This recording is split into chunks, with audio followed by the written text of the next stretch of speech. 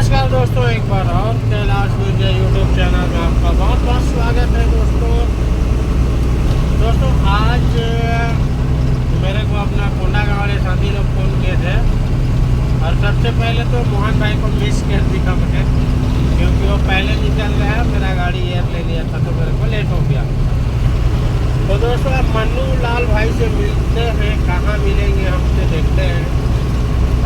हमको खबर मिली हुई है कि क्या नाम अपना सरदार भाई भी साथ में आने वाले हैं, जहाँ तक वो लोग 2-3 गाड़ियाँ आने वाला है। देखते हैं दोस्तों मीटअप कैसे क्या रहेगा, आप लोग कंटिन्यू बने रहो, देखते रहो, है ना। हम जोड़ेंगे आसपास भी मिलने वाले हैं जहाँ तक लग रहा है, लेकिन हम तो जोड़ेंगे आसपास पहुँच भी गए। अब देखते हैं दोस्तों जोड़ेंगे पार करके मिलते हैं कि नहीं, उसको बने रहो दोस्तों, कंटिन्यू